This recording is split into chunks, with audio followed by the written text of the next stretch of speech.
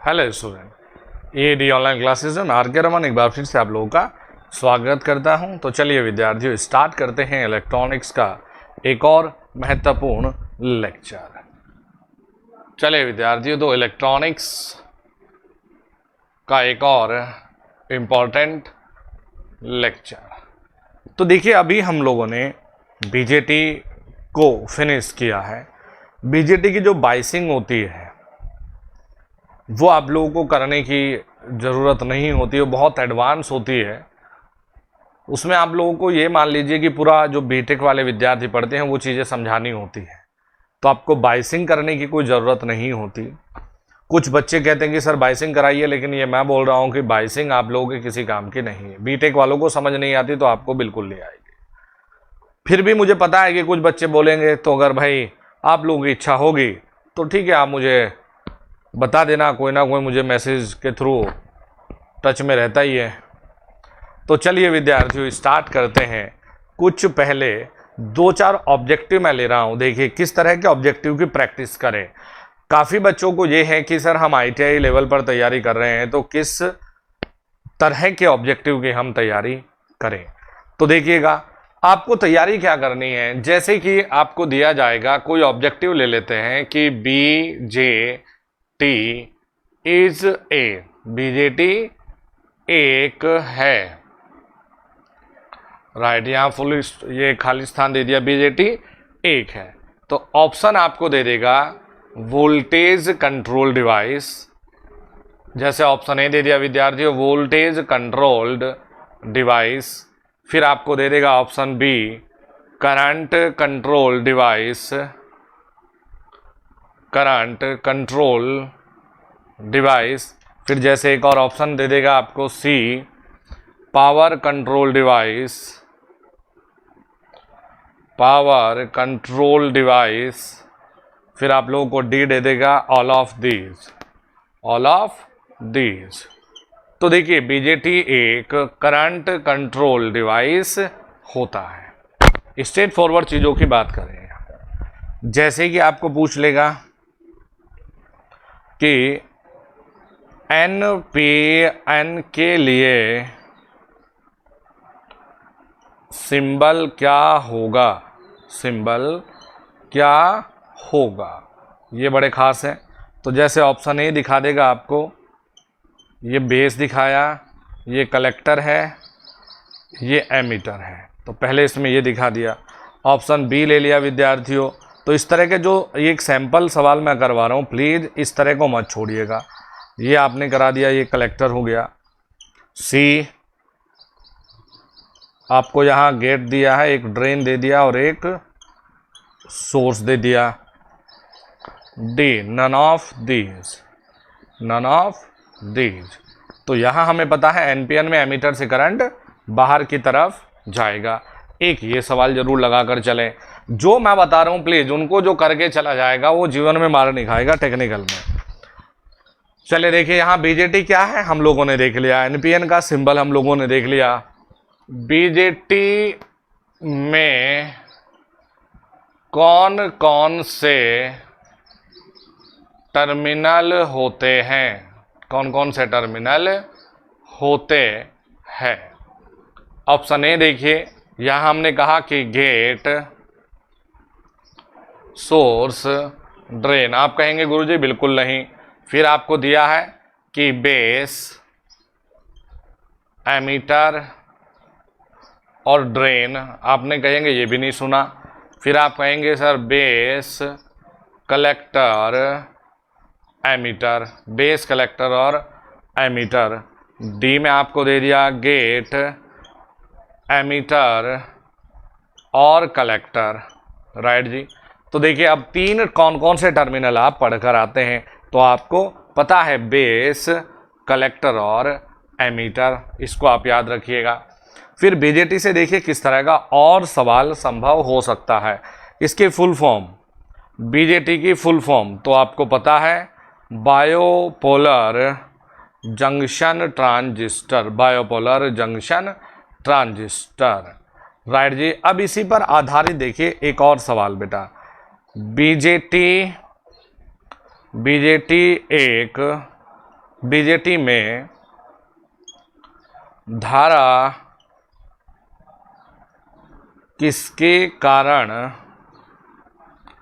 बहती है, किसके कारण बहती है? Option A electron, option B hole, option C electron and ion, option D both A and B, both A and B. तो हमें पता है देखिए इलेक्ट्रॉन और होल दोनों के कारण, तो आप कहेंगे कि देखिए सी हमारा, सॉरी इलेक्ट्रॉन होल हमारा करेक्ट है, देखिए D both A and B. फिर देखिए नेक्स्ट आप किस तरह के सवाल को देख सकते हैं। आप कहेंगे कि बीजेटी में सबसे ज़्यादा चौड़ाई किस लेयर की होती है?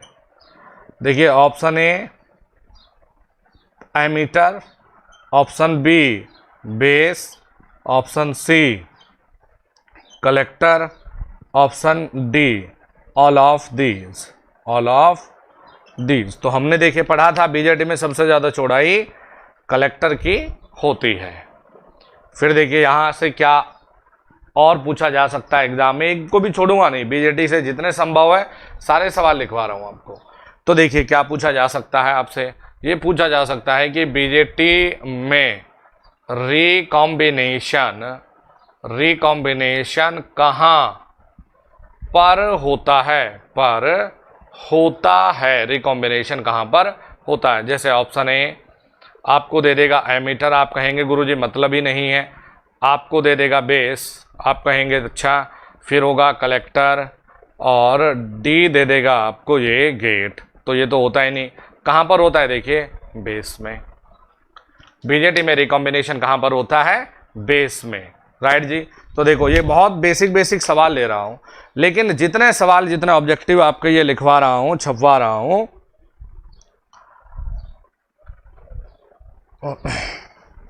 ये प्लीज छोड़ के मत आ जाना, इनको छोड़ के मत आइएगा।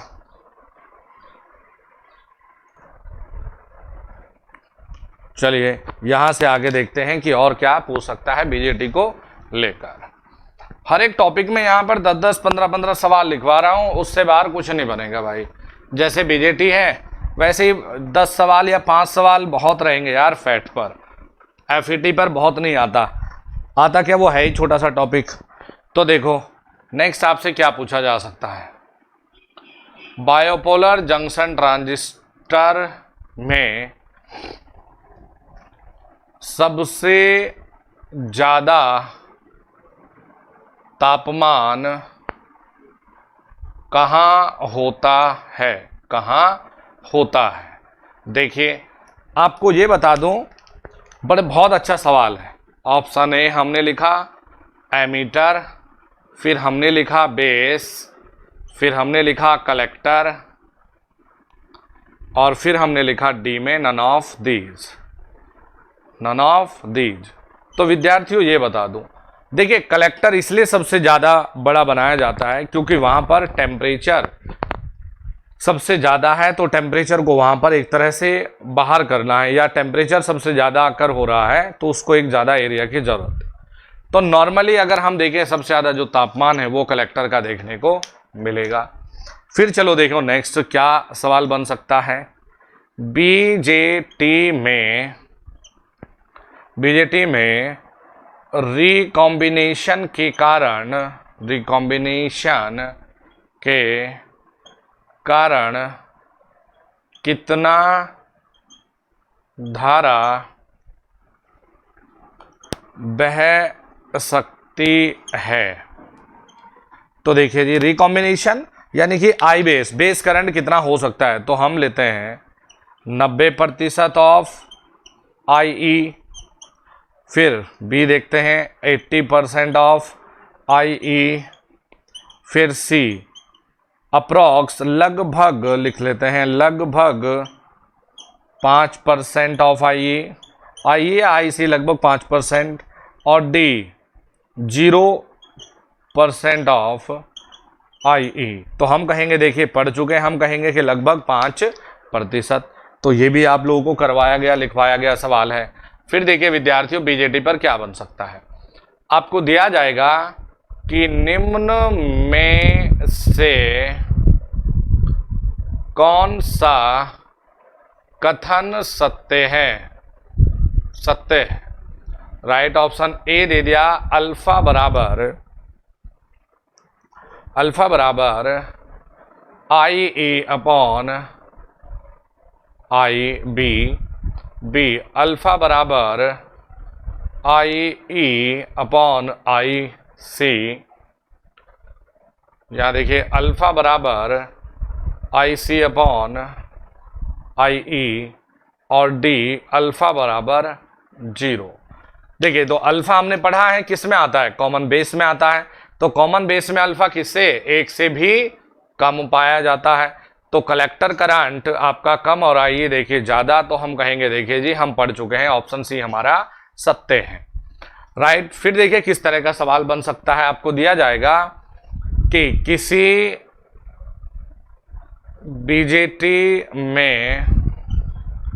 बीजेटी में कॉमन बेस में धारा का गेन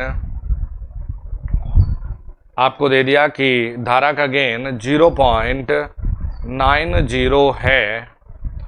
तो कॉमन एमीटर में धारा का गेन बताओ।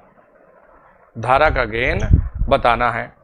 तो अब देखना है हमें कैलकुलेशन करना कैसे है, हमें कैलकुलेशन किस तरह से करना है और इसमें सही ऑप्शन हमें क्या देना है। तो हमने देखा है कि अल्फा बराबर 0.90 दिया गया है। तो बीटा का मान होता है alpha upon 1 minus alpha, 0.9 upon 1 minus 0.9। देखो जी करके बताता हूं आपको, पूरा बताता हूं कितना होगा।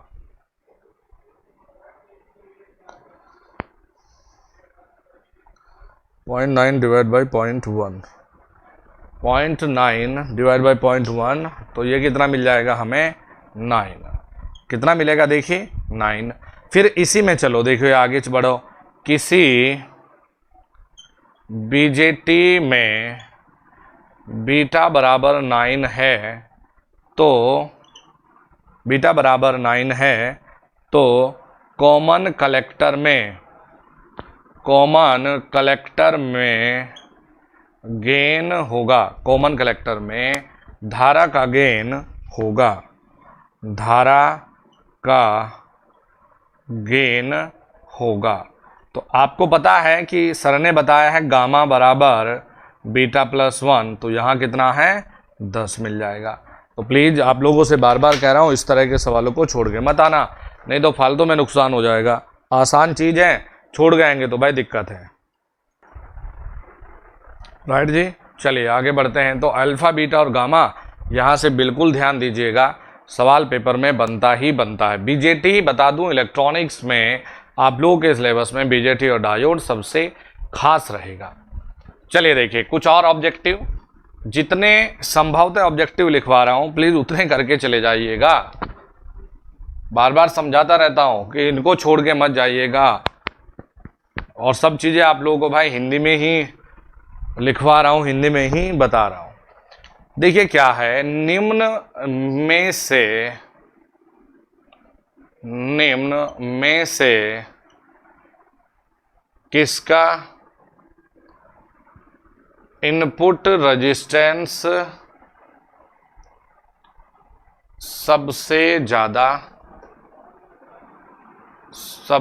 ज्यादा और आउटपुट रेजिस्टेंस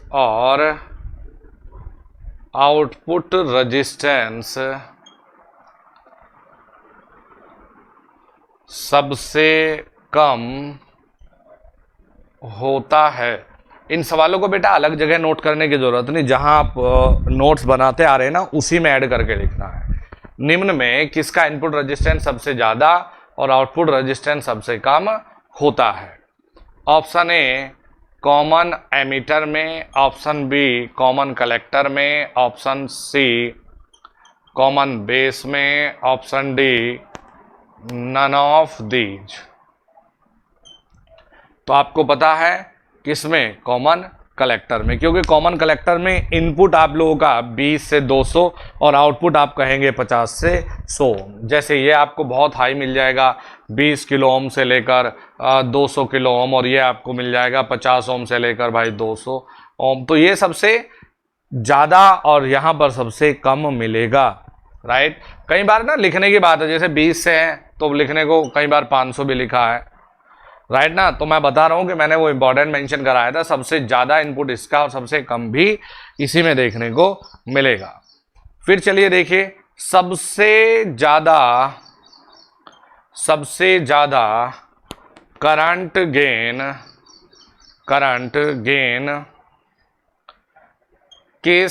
किस तरह के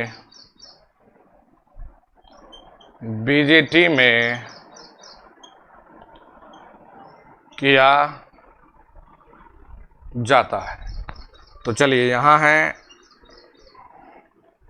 कॉमन एमीटर, फिर कॉमन कलेक्टर, कॉमन बेस और डी नन ऑफ दीज। सबसे ज़्यादा करंट गेन किस तरह के बीजेटी में किया जाता है? तो आप क्या कहेंगे? देखिए कॉमन कलेक्टर में करंट गेन सबसे ज़्यादा होता है, क्योंकि देखिए कॉमन बेस में विद्यार्थियों जब अल्फा लेते हैं ये कम होता है, बीटा लेते हैं तो ये 1 से बड़ा होता है, लेकिन गामा जब लेते हैं तो ये बीटा +1 लेते हैं। तो सबसे ज़्यादा कहाँ? कॉमन कलेक्टर में। फिर देखिए लिखेंगे सबसे कॉमन कलेक्टर को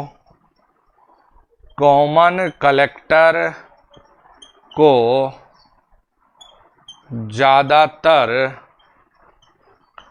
कहाँ पर यूज किया जाता है?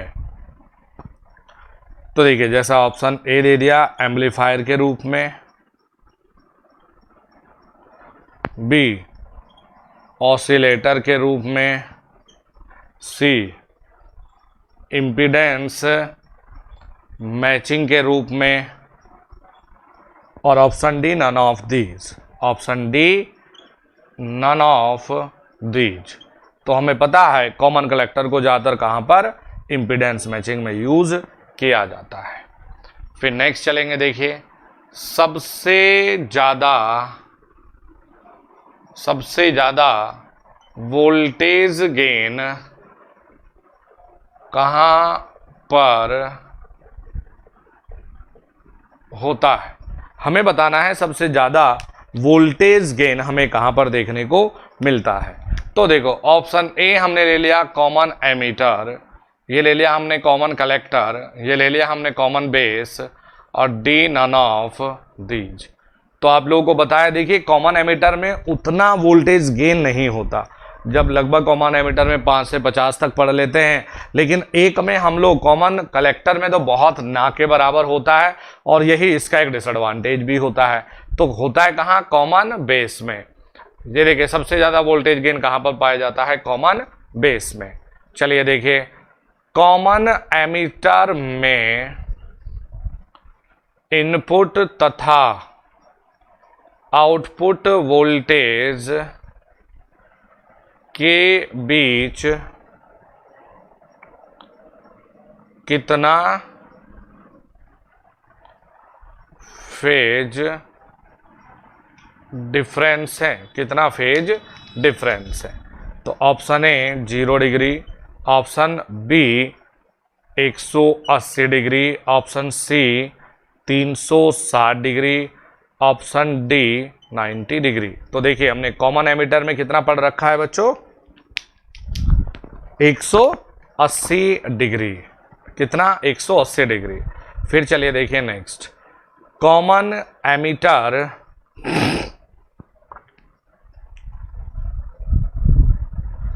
या लेते हैं कि किस प्रकार के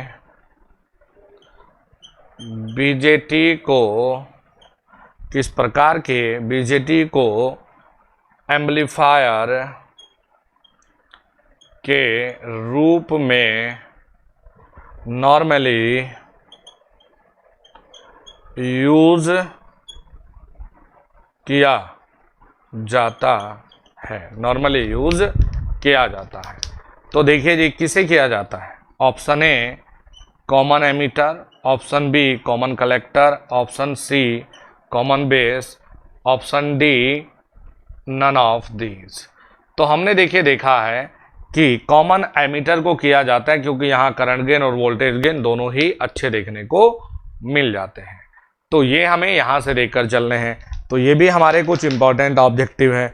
अभी यहाँ से आगे बढ़ते हैं। देखिए और किस तरह के ऑब्जेक्टिव को देखना होता है और किस तरह के ऑब्जेक्टिव को आपको देखना होता है।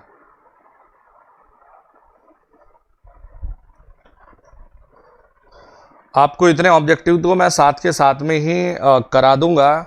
हजारों ऑब्जेक्टिव तो आपके साथ में ही हो जाएंगे। फिर मैं आपको ये भी बोलता हूँ कि YouTube वाली क्लास को भी आप सीरियस ले, वहाँ भी दुनिया भर के ऑब्जेक्टिव देखने को मिल जाएंगे। तो बहुत सारे ऑब्जेक्टिव तो आपको यहीं लगवा दूंगा मैं।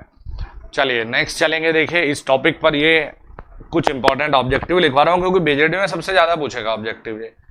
और जितने ये लिखवा दिए इनसे बाहर कुछ आ गए तो मुझे बता देना। जितना पढ़ाया पहले उस पर आधारित ही ऑब्जेक्टिव निपटाते हैं पहले। चले देखिए आगे चलते हैं। देखिए क्या बन सकता है हमें दिया गया है। नेक्स्ट देखते हैं। यदि common collector base junction reverse bias हो तथा कलेक्टर ये ले लेते हैं emitter base junction reverse bias हो तथा collector base junction forward biased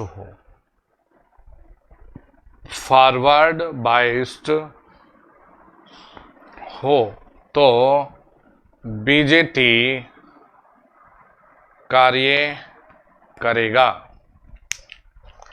option A inverted mode में, ऑप्शन बी एक्टिव रीजन में, ऑप्शन सी सैचुरेशन रीजन में, option D cut off region में। तो आप कहेंगे गुरुजी हमने देखा है यदि एमिटर बेस रिवर्स बाइस और कलेक्टर बेस हमारा फॉरवर्ड बाइस तो उल्टा होता है, इन्वर्टेड मोड में कार्य करता है। नेक्स्ट चलते हैं। डीसी लोड लाइन में एक्स एक्सिस पर कौन सा बिंदु होता है? Option A IC, option B IC बराबर VCC अपॉन RC, VCE बराबर VCC, ऑप्शन सी IC बराबर VCC into RC, option D VCE बराबर IC।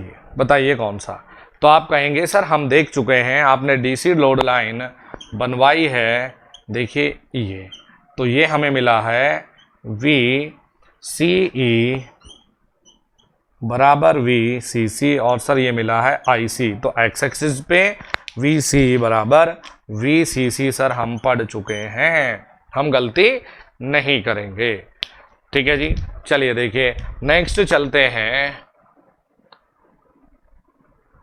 एक अच्छे बीजेटी के लिए ऑपरेटिंग पॉइंट होना चाहिए, ऑपरेटिंग पॉइंट होना चाहिए। डीसी लोड लाइन के ऊपरी हिस्से पर,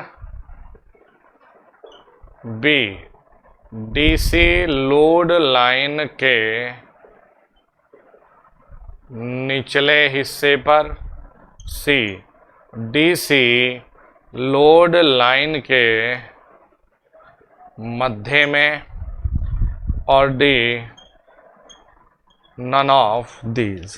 तो हम क्या कहेंगे, देखिए डीसी लोड लाइन के मध्य में, डीसी लोड लाइन के मध्य में, राइट जी, डीसी लोड लाइन के मध्य में। फिर देखेंगे एक बीजेटी में दोनों जंक्शन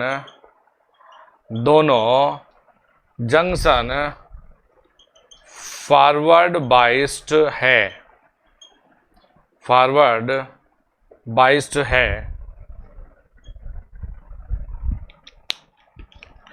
तो यह कार्य करेगा। ऑप्शन ए, यह कार्य करेगा एक्टिव रीजन में,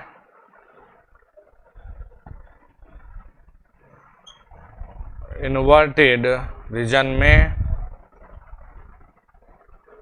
सैचुरेशन रीजन में, और डी कट ऑफ रीजन में। तो आप कहेंगे देखिए सर, जब दोनों ही फॉरवर्ड बाइस्ड है तो हम पढ़ चुके हैं कि यह सैचुरेशन रीजन में कार्य करेगा। किस में करेगा भाई? सैचुरेशन रीजन में कार्य करता हुआ दिखेगा आपको ये। तो यहाँ जैसे हमने पहले पढ़ा, देखिए जो सवाल अच्छे हैं, जैसे पहला ऑप्शन दिया गया है एमीटर वेन जंक्शन, है ना, तो ये जंक्शन पे जो 4 कंडीशन लिखवाई है उन पर आधारित कुछ ना कुछ पेपर में बनता है। फिर जो आपको तुलना करवाई है उस पर आधारित भी कुछ ना कुछ पेपर में बनता है। तो इसीलिए ये टेबल को 2 टेबल बनवाई थी, एक कंपैरिजन की और एक ये वाली, तो इनको दोनों को देखकर जाएंगे। चलिए जी, नेक्स्ट ऑब्जेक्टिव देखो इसमें क्या हो सकता है। लगभग ये 20-30 ऑब्जेक्टिव होंगे भाई इसमें पूरे में। देखिए जी, क्या में दिया गया है कि डिजिटल इलेक्ट्रॉनिक्स में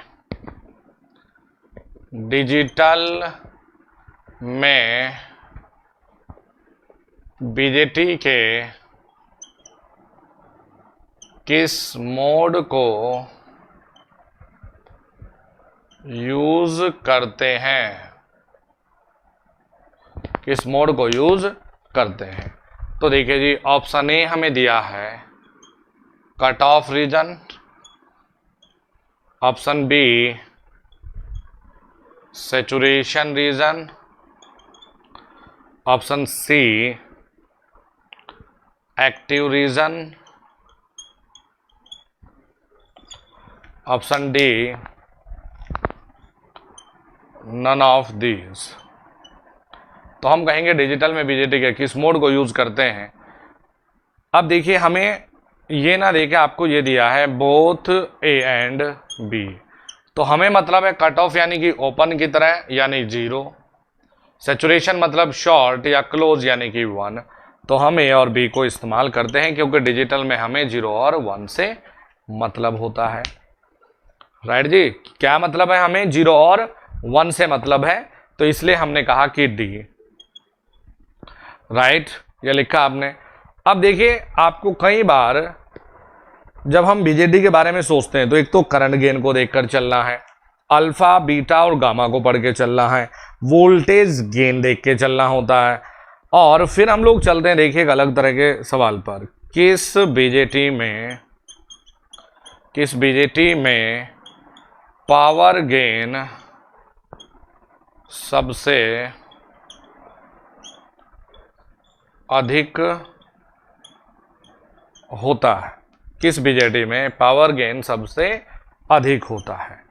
तो common ammeter, common collector, common base, और यहां आ गया देखिए नन ऑफ दीज।